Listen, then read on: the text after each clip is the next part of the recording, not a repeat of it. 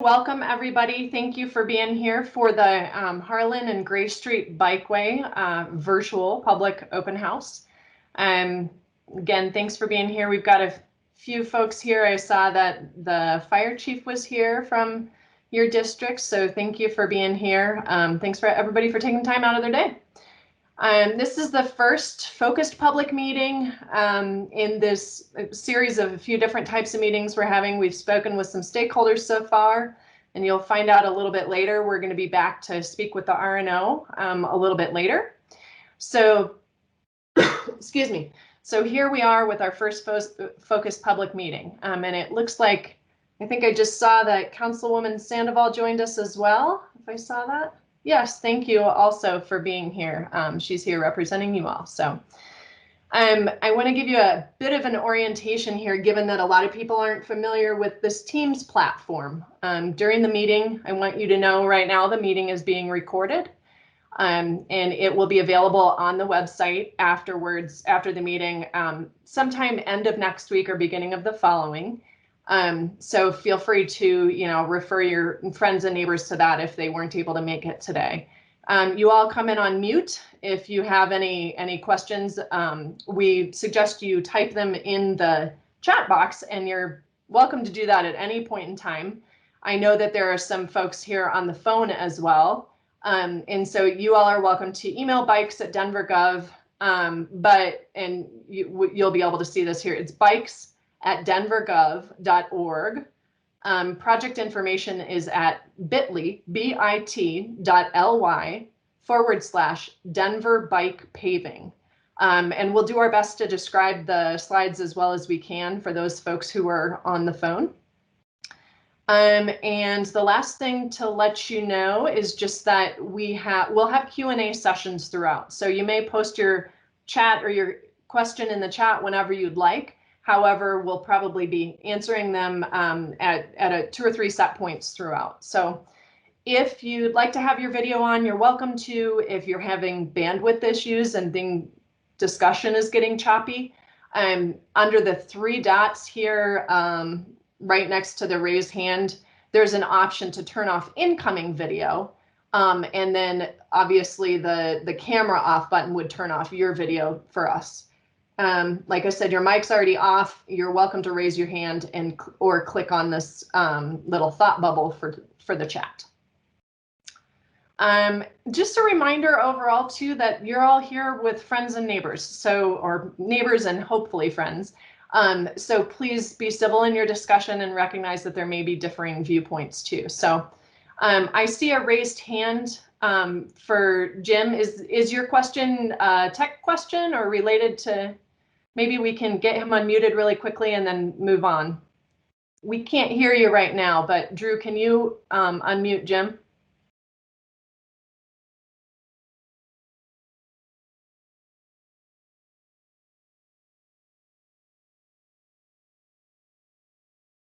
Drew, Jim, I'm not sure if it's working right now. We'll work on it, okay? And then when we get to the first Q&A, we will try and get your question answered, okay? I don't know if you can give me a thumbs up if you can hear it. Okay. All right. So moving into quick meeting overview, we're going to give you a little bit of an overview. We are also going to talk a little bit about the proposed design here and the project schedule, but mostly what we want is your input, and we're going to give you a lot of project background. Tonight's focus obviously is the Harlan and Gray Street, your city team. I'm going to go through introductions here. And these guys are here to design the best facility given your input and engineering standards. So your city team includes Riley, who is the planning lead, and Steve, who is the project manager for the city, and he's managing the design project. Hadar is the engineering lead on this. And then Rich is also on the line too. He's the engineering consultant designing this. And then as you can tell, we have many other folks from the city backing up that team. So with that introduction, I am going to hand it over to Riley. All right, thanks so much, Alicia, and thank you all for being here tonight. I really do appreciate you taking the time out of your busy evening to meet with us to discuss this project. One thing that I wanted to mention before we move forward is I understand that there is some confusion that I found out about earlier in the week regarding 49th Avenue, and I want to be clear that up. So most of the Inspiration Point neighborhood is scheduled to be repaved this year. However, there is not, a bike lane is not moving forward as a part of the repaving on that street this year. So the only street that we're talking about putting in a new bike lane at as a part of the repaving is on Harlan and Gray Street. So I did want to clear that up just in case there was any confusion. So with that, as we continue forward, Denver is continuing to design safer streets and make mobility improvements around Denver for people walking, biking, driving, and taking transit. One of the primary goals for doing so is to improve safety and give people a safer place to be, regardless of how they choose to get around. Denver has something that is called Vision Zero, and that is the goal of eliminating traffic deaths by the year 2030. Unfortunately, we still have a long way to go. As you can see on my screen, in 2019, there was 70 people that died on Denver streets trying to travel to or from their destinations. And so a big focus of the city right now is safety and trying to eliminate those, trying to eliminate serious injuries and traffic fatalities as we move forward. And so we're looking at how we can design our streets to be safer. Next slide, please. And Riley, we have a quick, I'm going to interrupt you. We have a quick, I see Councilwoman Sandoval has her hand up. And then let's see if we can get Jim unmuted really quickly in case it's a tech question. So sounds good. Can we get Councilwoman Sandoval unmuted, please?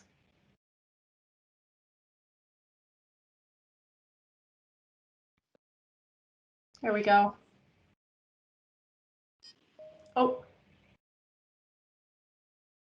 Councilwoman Sandoval, you were unmuted for a second. Are you able to? There you go. I just want to bring to the team's attention that if anybody's on their phone and not on a desktop, there's no chat function. So I put that, I had to log in on my desktop because I was listening. And I was told in the chat to email. But how are we supposed to have a conversation amongst our neighbors if you can't talk? So I just want to say that I understand for security reasons with the screen sharing. I absolutely understand some of the concerns, but I just want to bring up that not everybody is tech savvy and not everybody uses Teams. And if you're not sitting directly in front of your computer, you have no access to participate in this conversation, which doesn't feel like it's much of a conversation. Sure. Thank you. Thank you for that thought. One thing we have also done, if we can make sure to try and leave some time for it, is during the Q&A sessions, for those folks who we can identify are on the phone, do a quick, round robin just to make sure that they are not, or that they have had their questions answered through some of the other discussion. So I think we can probably, if you're on. Can you ask people if they can chat? Like, can you before we do that, can you take an assessment of how many people are going to be able to participate via chat? Because this isn't going to be much of a conversation if no one can chat.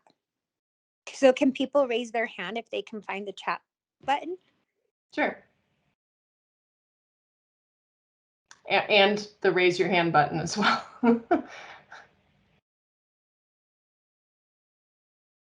So here's the panel in your top right. If you can find the chat, if you can do the raise your hand button here.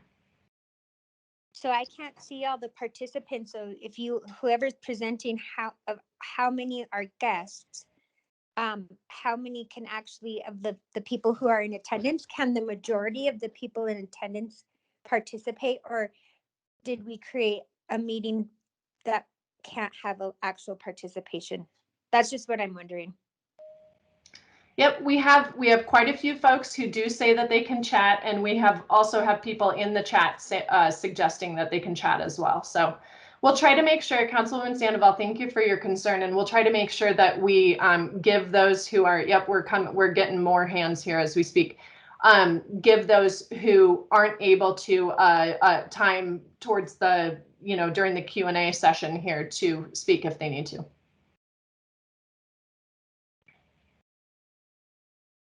Great. Okay, and then we're going to clear all the hands up so that we can tell. And I think we're going to wait for questions until Q&A now, because we want to make sure we can get all the material delivered to you as well so you can see it all. So back to Riley here. We'll move on. There we go. All right, so this slide just talks about some of the reasons, again, why Denver is building bikeways. One of those is for the goal of improving safety, again, through our Vision Zero program. The other couple of goals are to be able to provide Denverites with more travel options for how you get around, whether you can get around by biking, by walking, by traveling, or taking transit, and also to be able to provide people access with more travel options for how they get around.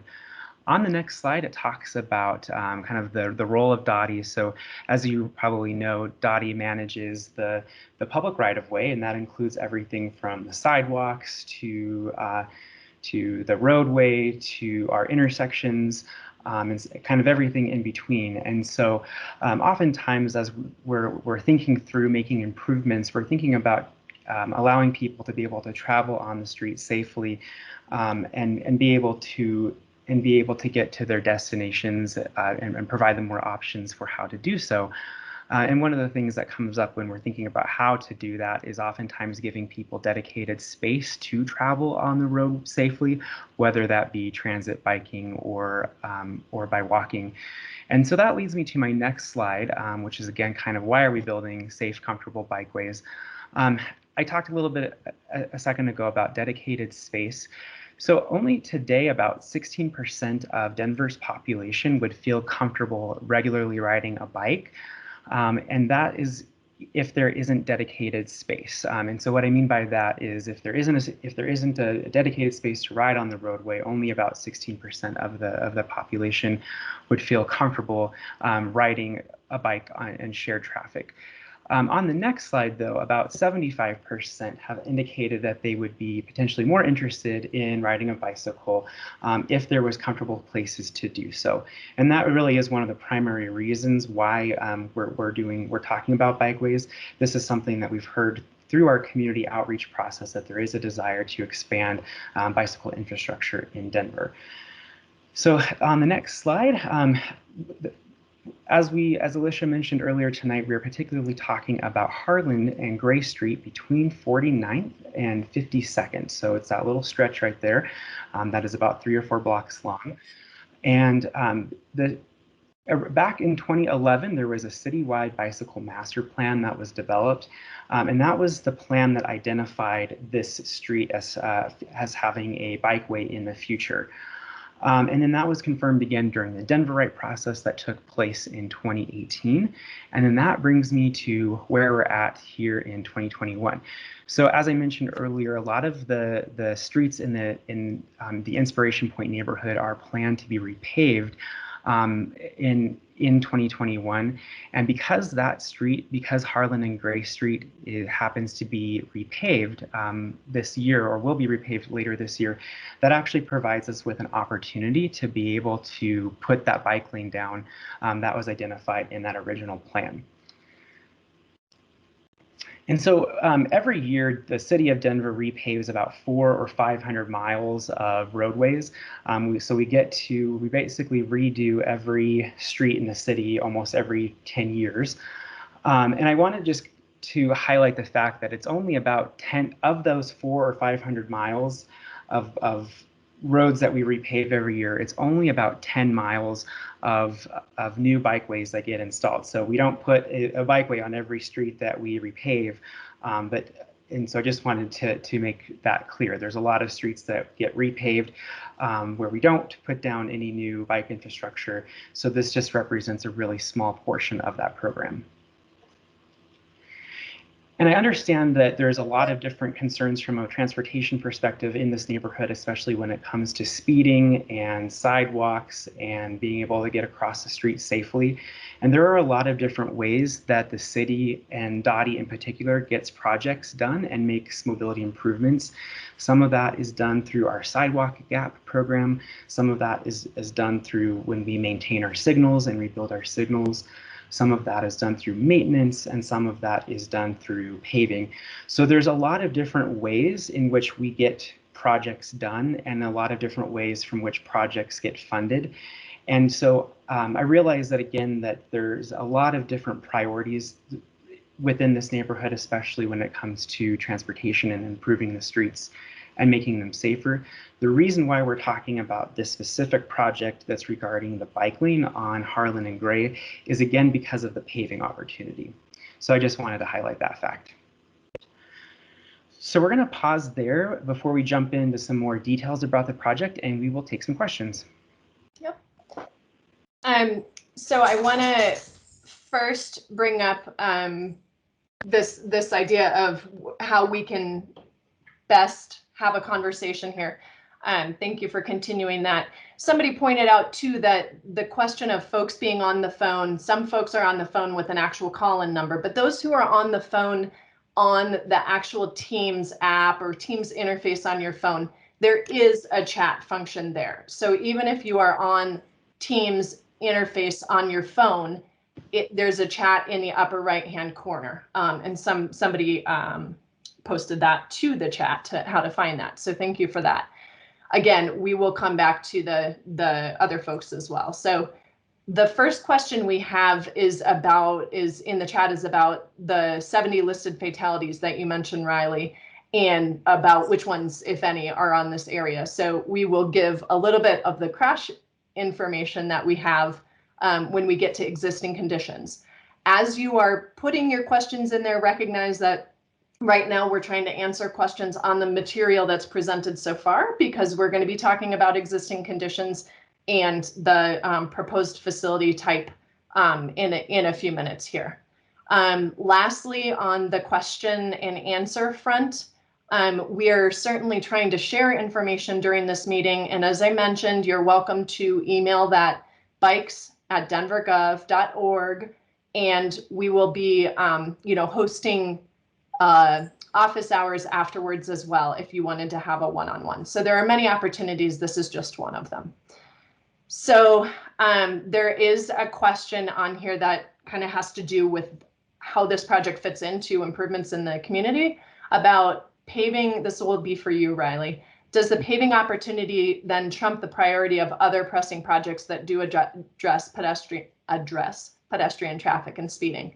So Riley, can you take that one? Yeah, that's a great question. So just like I was mentioning earlier, paving is the opportunity that's at hand, and so we're able to move forward with a painted bike lane because of that.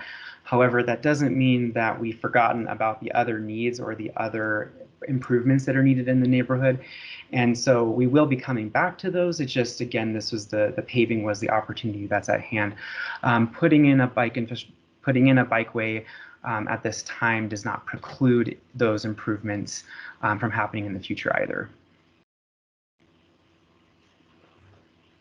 Okay, and then I also see we're going to go to a few of the folks with hands raised, and we have about 3 or 4 more minutes for this Q&A, and we'll keep answering them later too. So the fire chief has had your hand raised for a little while. We can hear. I'm going to allow you to unmute yourself, so you're welcome to unmute if you had a question that you didn't want to answer or that you didn't want to put in the chat or weren't able. No, I'm sorry. I'm at work. I'm actually a resident on Gray Street, and I've raised my hand when you asked if we could chat. Got it. I'm interested in the conversation, but I have to work tonight, so I wasn't able to access it through the phone. I was only able to access it here. Got it. Okay, cool. So we'll put your hand down for now, but feel free to change that if necessary. Okay, and Melissa, I'm going to allow you to unmute. So go ahead, Melissa.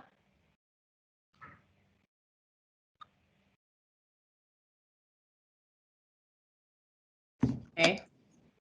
Says Melissa. We'll give you another few seconds here. Okay. And then the next person on here that I see, oh, there we go, is Alan. You're allowed to, you can unmute yourself now if you'd like. Those folks, maybe I'm going to put your hand down because this may have been a remnant of. For when we could access chat. Yeah. Was that Alan? That was him, I believe. Okay, great. Thank you. Okay, lowering hand. And then Jim, were you able, I'm going to allow you to unmute. Can you hit mute, unmute?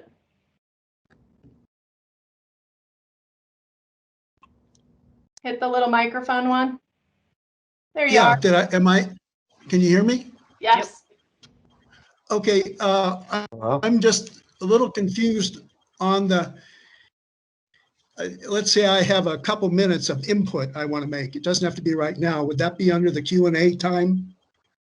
Yeah, if it's on like a proposed facility, then a little bit later would be great because we'll go through more details on the roadway itself. Okay. The other question, I've been trying for a couple days. I mean, I've emailed the bikes email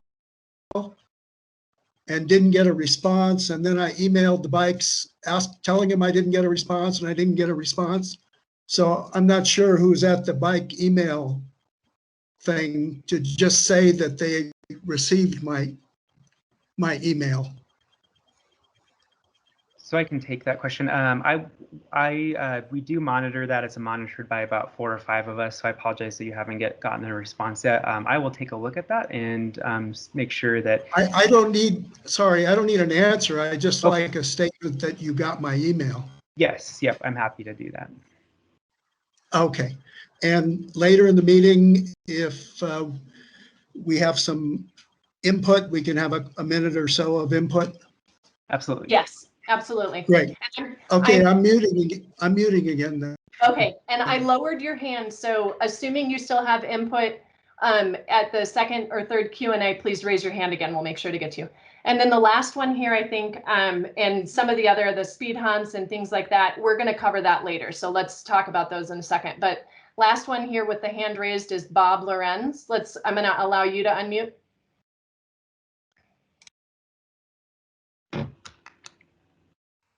Okay, can you hear me now? Yes.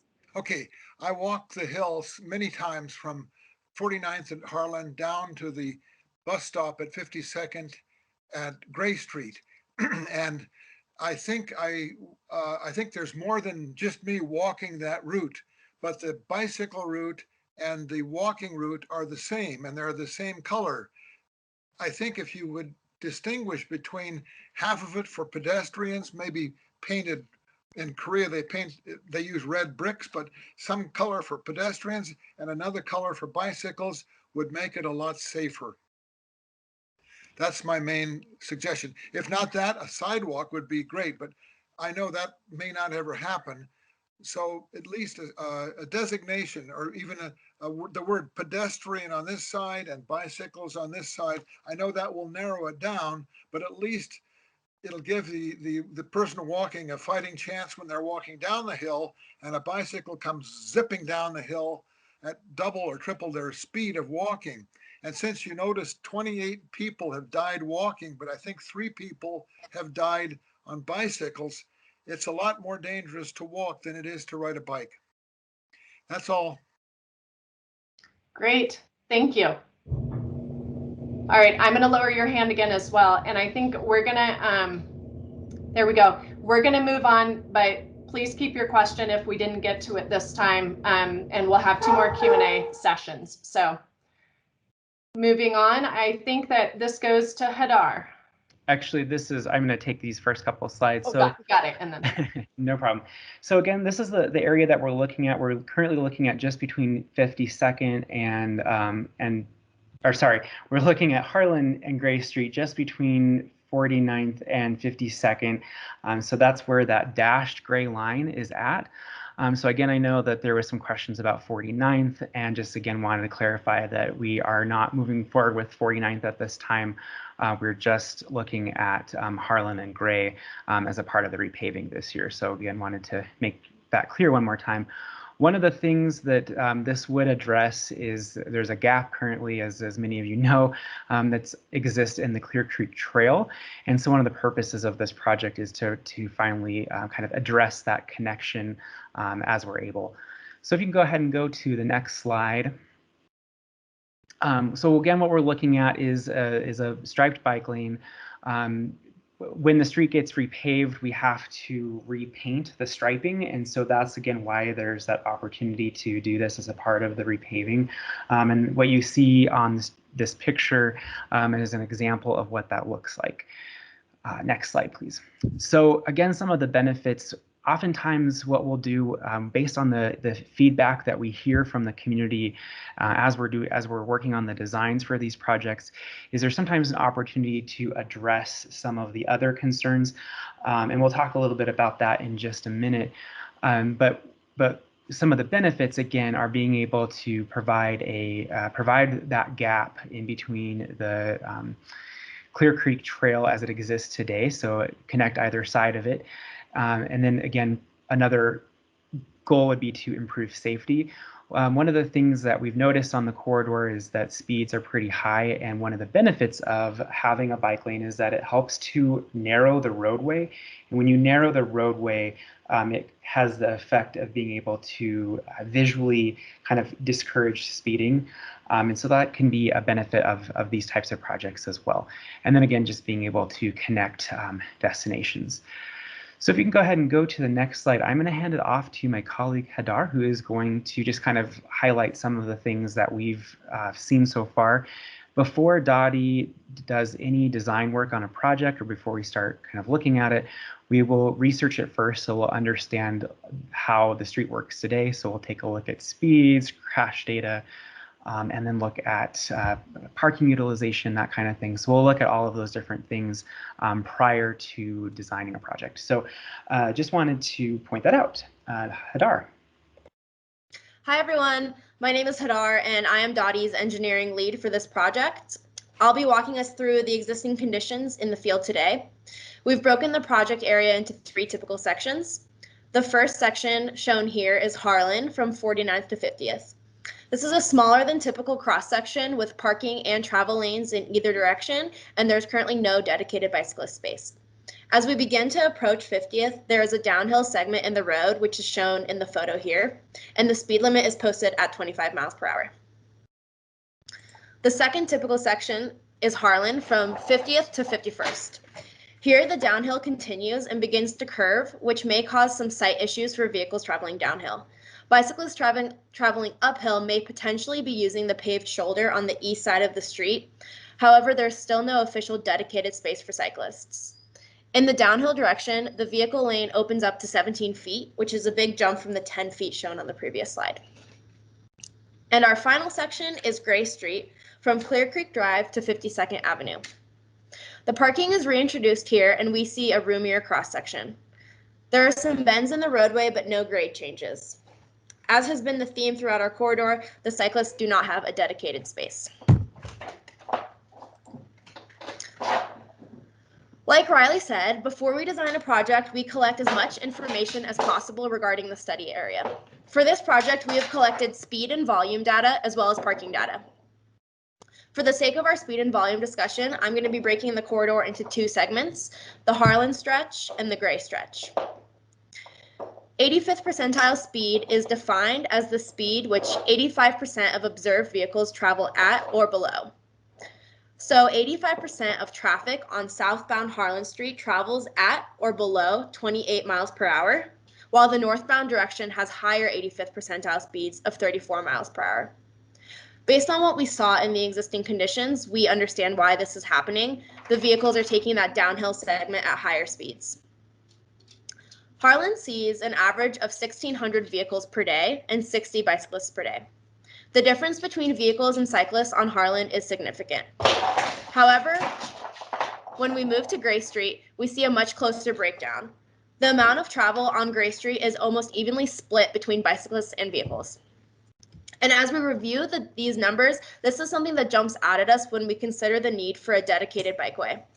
There are almost as many bicyclists as there are vehicles. However, only the vehicles have their own dedicated space. The 85th percentile speeds, the 85th percentile speeds in both directions on Gray are very close to the posted speed limit, which is normal of a low volume residential street such as this one. This is also where we would discuss crashes. However, we have no recorded collision history on this corridor. And next slide. Thank you. In addition to collecting speeds and volumes, we also conducted a parking study. The on-street parking along this corridor may be impacted by the design of bike facilities depending on what the corridor designers think is best for this location.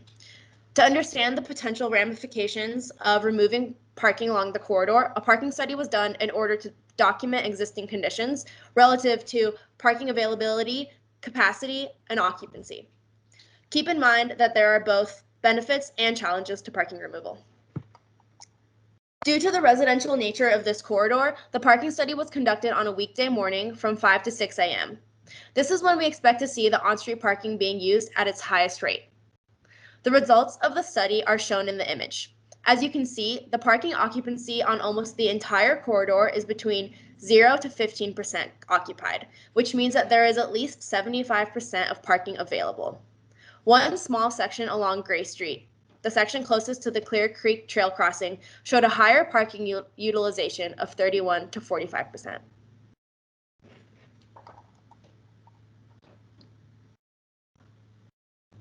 All right, so I'll be taking over the next part of this. So thanks again, Hadar, for going over our existing conditions. So we did hear some, as Alicia sort of opened up in the beginning of the meeting, we have heard from a small group of stakeholders that helped kind of inform our thoughts as we were going through this process.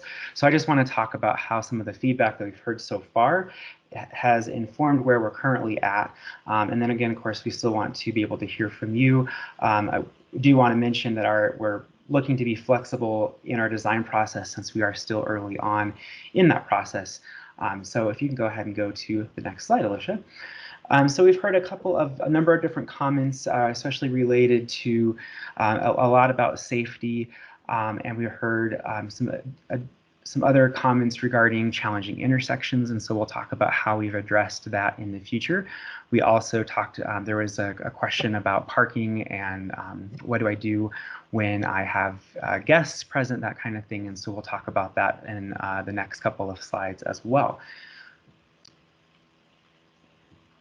So again, what we heard, just to kind of summarize, is we heard definitely a lot about speed concerns, and I think Hadar kind of touched on that a little bit, mentioning that we are finding that speeds are picking up, especially as vehicles are going down that hill. And then there was a question also about why not just a shared roadway. So we'll address that in just a moment. And then again, just being able to improve safety, not just for people biking, but also for people walking as well. And then a question about parking. So again, we'll go through that in the next slides. So I'm going to talk about next about how we've addressed some of those concerns. So one of the things that we're looking at from a safety perspective is having signage that would indicate in the bike lane and indicate that the bike lane can be shared with pedestrians where there's no sidewalk. And we're also reviewing opportunities to increase enforcement and looking into where we can, or if there's potential to do sidewalk improvements as funding becomes available in the future. Another thing that got brought up was speed concerns, as I mentioned earlier. One of the benefits of adding in a dedicated space for people biking is that the bike lanes themselves have the effect of visually narrowing the travel lane or visually narrowing the roadway. And these are things that have been found to discourage speeding on these kinds of streets. And then we also can make recommendations to the Denver Police Department for increased enforcement.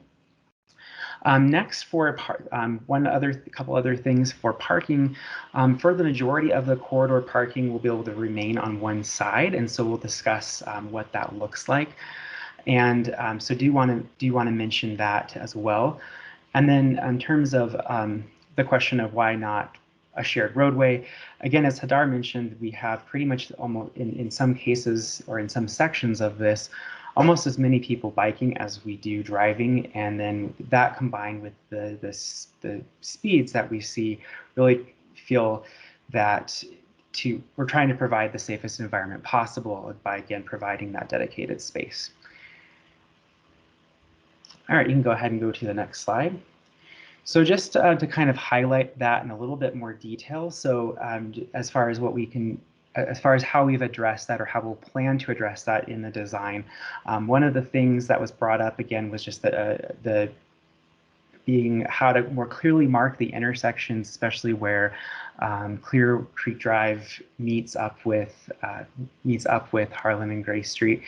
And so one of the things that we're able to do is add some lane markings as well as what's called a stop bar next to the stop sign that helps to be able to kind of show people where they should be stopping at the intersection. It also helps to alert drivers that there could be a potential conflict there. So that's one of the ways that we're addressing that comment. And then in addition, as I mentioned earlier, we can also add signs that indicate where bikes and pedestrians that can share the bike lane. Again, I know that's a temporary solution with the goal of eventually being able to add a sidewalk in the future. And then again, also being able to add pavement markings to more clearly mark where vehicles are required to stop. So just to help sort of show people where they should be at on the roadway and which helps to manage conflicts at the intersections. Next slide, please. So in this small stretch I wanted to talk about parking for a minute. Based on the narrow roadway between 49th and 50th on Harlan itself, that part of the roadway is pretty narrow. So we only have about 34 feet of space to work with. And so in this small section, it would require parking removal on both sides, again, between 49th and 50th, just because there's no other way for us to be able to fit the bike lane. However, in the next section between, if you can go to the next slide, on Gray Street, between Clear Creek Drive and 52nd Avenue, we are proposing a buffered bike lane that would retain parking on one side of the street. So if you had company over and couldn't utilize your driveway, you would still have that parking remaining on one side of the street. Again, a couple of just notes. What's being proposed in this section is a buffered bike lane that helps to create more space between someone biking and someone, a moving car. So it just helps to kind of reduce some of that friction. And same thing between the parking lane and the bike lane. Having a buffer there helps so that if someone's opening their door, they're less likely to open their door into a bike that's on the street. So just wanted to cover that. So again, just kind of, we've talked about this several times, that as I mentioned before, some of the speeds on the street, again, are the main reason why we're looking at having a dedicated bike lane, and also the number of people that are travel down the street on a bike on a daily basis. There are some other additional questions that we received, and we'll and after this we'll pause for questions. But some of the questions that we've heard so far is, what if let's say in that small section where there wouldn't be able to be parking, where would I park? We do have a process for people that have ADA permits,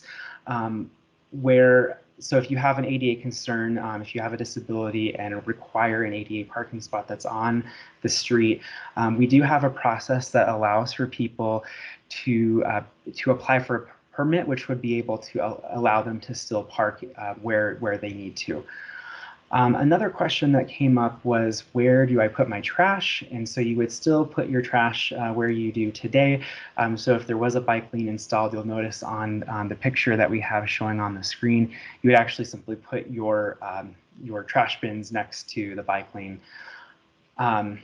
Another question that came up was, what if I have a home renovation and I need to utilize that curb lane or that curb space next to my home in order to be able to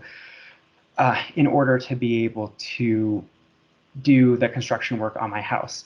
There is also the ability to be able to apply for a permit to close the bike lane, and you can contact us for more information on that.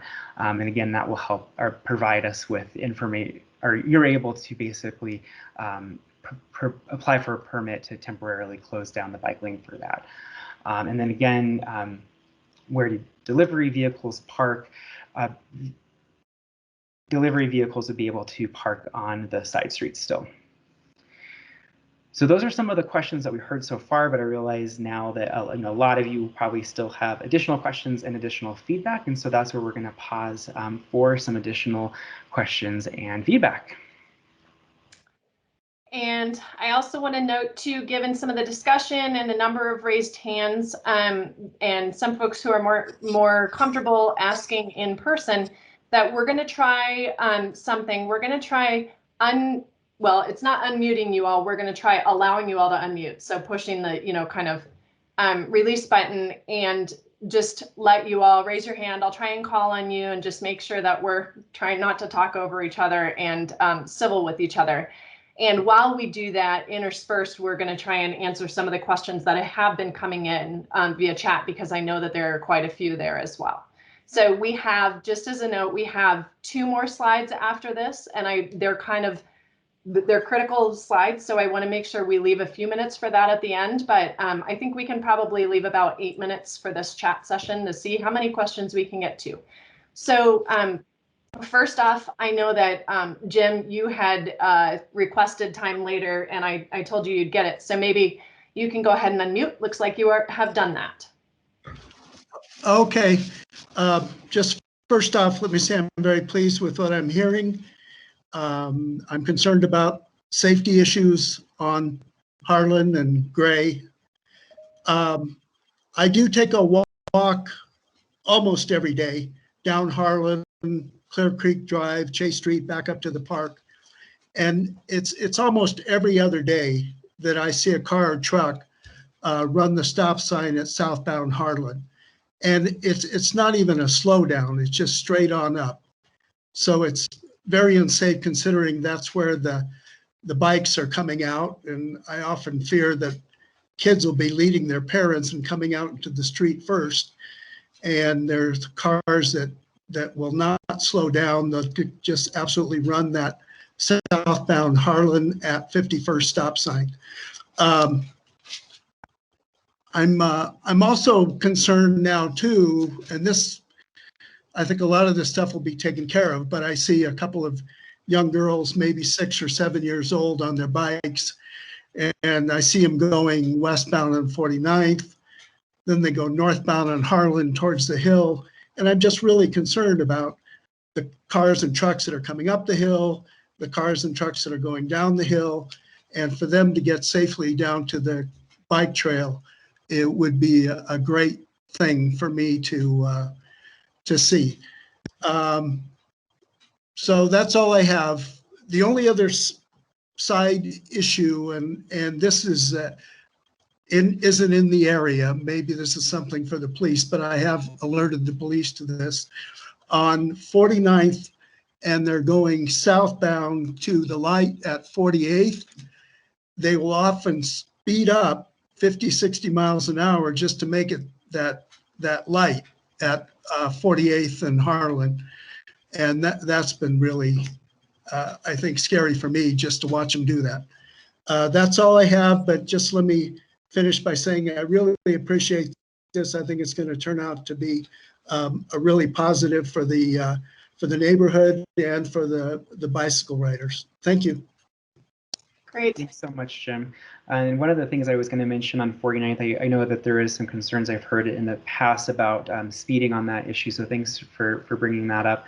One of the things that, as we're hearing about feedback on this project, is we do have the ability to think about and recommend traffic calming improvements in the future, and so that kind of feedback is helpful for us to have, so I appreciate that. Oh, well, thank you. Great. Okay. And since we've had so much chat activity, I have 2 questions. I'm going to move on here. And I think Riley, both of them are probably best for you. And the first one has to do with additional improvements. We've kind of alluded to what we can look at to include in this project and what is kind of outside the scope or budget. But there have been questions specifically about speed humps and about additional crossings. And then there was one other, sidewalks, obviously, but crosswalk enhancements and things like that. So can you explain to us what we can fit in this project versus not, and maybe other ways that those other things can be implemented? Yeah. So typically with the paving, really for the most part, what we're able to do is the signing or the signage and striping. And that's just because the signage itself is low cost and the striping, or I guess I could refer to as the painting. So that's putting down the actual bike lanes, we have to do that anyway as a part of the paving the street. So we are able to do things like new lane markings. So like if we did marked crosswalks or specific lane markings, we're able to do that. If there are things that require a little bit more investment, like a speed hump, those are things that we can potentially recommend to look at in the future. And I would say there might be beyond the scope of this particular project, but we're able to still address those in the future. The city does have we are potentially piloting speed humps in a couple of locations in the city just to test these, because these are new for Denver. We haven't done them before. And so because of that, we are going to be testing them to see how they work out. And we may be able to move forward with more of those in certain locations in the future, especially if we're noting that it's a problem. Great. And I have one more, Hadar. I'm going to direct this one to you, and then we can return to raised hands too. This one is kind of a double question combining a few folks, but it has to do with the type of bicycle facility. I know we alluded to or discussed this a little bit earlier, but the two questions that may be related are about the potential for, can the bike lane becoming parking at a certain time of day, so a combined bike and parking lane.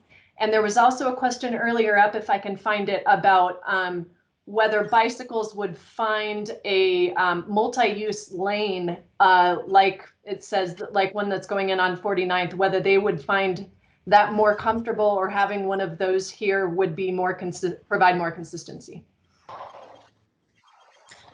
I will speak to the half parking, half bike lane question first. That is not something that we would consider, just to be consistent with what we see throughout the city with what we do with our bike lanes, in order to make sure that both cyclists and people who park their cars know what to expect consistently whenever they're seeing a bike lane, so that a cyclist can know that if they see a painted bike lane, it's always going to be a painted bike lane. And a parked car can know if this is somewhere to park their car, they're not going to see a cyclist there in the morning. In order to keep that really consistent for all roadway users, we're not going to flip-flop between time of day. As for the second question, do you mind repeating that one more time? Yeah, sorry, two questions at once. It had to do with the experience of those on riding bikes with, it says a multi-use lane, so maybe a shared lane, I think is what we're discussing, versus a dedicated bike lane. Both, what's the difference in experience for those on bicycles, and is there a need for consistency within the neighborhood of facility type? Sure, just to make sure that I'm understanding, are we talking about like a neighborhood bikeway in this situation, or a multi-use path? You're welcome. I think that one was Elizabeth. It says multi-use lanes, so my guess is more like a neighborhood bikeway. Got it. So the way that we decide what facility would go in on a neighborhood is based on a chart. Do we happen to have that in our slideshow? It's based on the number of users, roadway users, and the speed of the facility, and we take all of that into consideration when we recommend what type of facility to go on a street. And for this instance, based on the speed of the roadway and the amount of traffic that it sees, the bicycle lane is the appropriate facility to be recommended here. Yeah, and we just got additional information from Elizabeth saying shared pedestrian and bike, so maybe it was more of a multi-use path question. More of a multi-use path question. Yes. I think in this situation, Riley, if you can jump in here, if you have more information, we don't have enough room for that. Is that correct? Well, I think it's just more the nature of what's scoped for the paving project. I think that that's something that we could certainly recommend for in the future, it would be definitely a different level of investment, and that doesn't mean that we can't make that. It just means that we would need to find a way to look into that a little bit further and find the resources to be able to do so. And a quick reminder on that, and then we'll get to a few hands as well. Excuse me, the paving projects are planned on paving those roadways regardless. And so these roadways are the locations where the proposed bicycle infrastructure, given 3 or 4 different planning documents over the past 10 years, overlay that paving plan. So they're not, and again, this isn't me, I'm just saying that DOTI is not coming in and paving this to put a bike lane in. They're using the opportunity of paving already happening in order to look at safety improvements. Okay, and I saw that both Francisco and Robert had their hands up for a little while. So Francisco, can you unmute yourself now? Here, I'm going to allow you to unmute. There you go. Francisco, you should be able to unmute. Can you hear me now? Yep. All right. So 2 questions. Well, the first one is, it's kind of tough for the person to lose their parking spot on the street, but I've seen some areas where they don't lose the parking spot. They still leave the space for them to park, and they just move the bike line a little bit to the center. Is that a possibility that can happen here? That's a great question. I think either Riley or Hadar, either of you probably can answer that one. Hadar, maybe I'll let you answer that question since you're kind of the technical expert here. Yeah, sure. Do you mind repeating that one more time? I was sifting through some of our other questions. So sorry about that. I've seen some areas where they don't lose the parking space. They leave the parking space and they just move the bike lane a little bit to the center of the street. So there's still a bike lane and they still can park on the street. Yeah. So what is the possibility of that happening?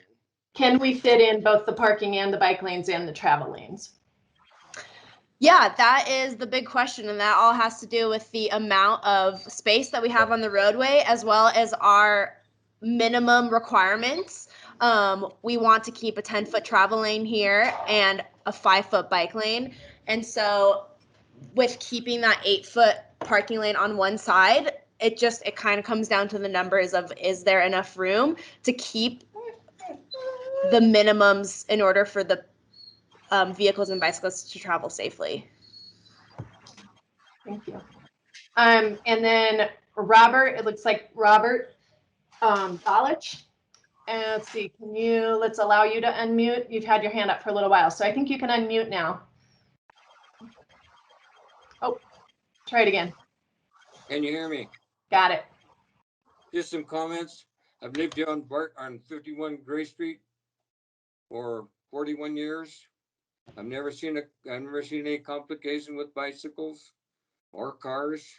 A comment to Riley: when you get comfortable, you're going to get an accident. Comfort does not allow you to be safe. So if you're a bicyclist, I advise you don't get comfortable. I rode a motorcycle for many years, never had an accident because I never got comfortable. I've lived here for 41 years, put up with the bicycles, no big issue. As far as the hill is concerned, I've seen maybe 2 bikes go up that hill in all the years I've lived here. As far as the bike lane, what happened to the corridor that was supposed to happen a couple of years ago? That's what I have to say.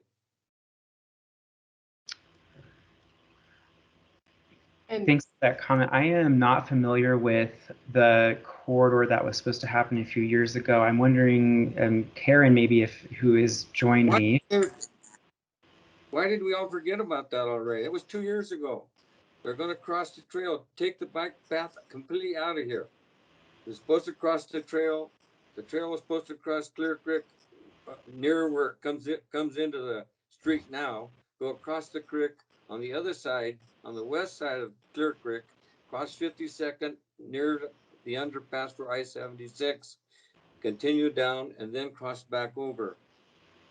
This was in Arvada, Wheat Ridge, Denver, Adams County project 2 years ago.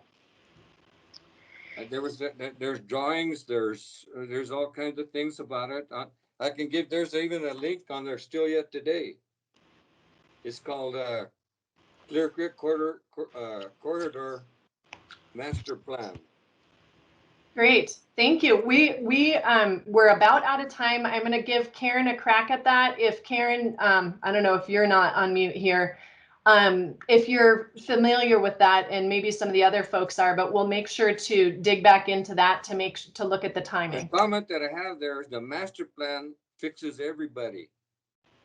Yeah, that is I'm not particularly familiar with that, Robert, but we will, as Alicia said, look into that in a little bit more detail and be able to respond to the group as a whole with more information about that. Where I live is where the bike path is going to be, and I'm against it. Okay. Thank you. Thank you for your input. So I want to respect everybody's time. We only have 2 more minutes here, and I want to make sure we get you the information on how to continue this discussion. So I'm going to move on here to the project timeline update with Riley, and then we'll talk about those contact information. Yep. So just real quickly, as we're here kind of talking about what's proposed so far, I mentioned earlier that we're still early in the planning process, so there is still the opportunity to be flexible in our design and take comments. We will be taking additional comments from you and continuing to allow you to provide your input. And based on the input that we hear, we may revise or add things to the design depending again on what we hear.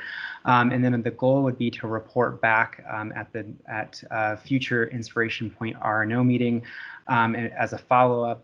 And we will report back on how we heard or what we heard tonight and what we've heard after tonight, and how we plan to address that in the design. And then the street again is planned for repaving at some point in the summer, so we do still have some time between now and then to alter our design and be flexible.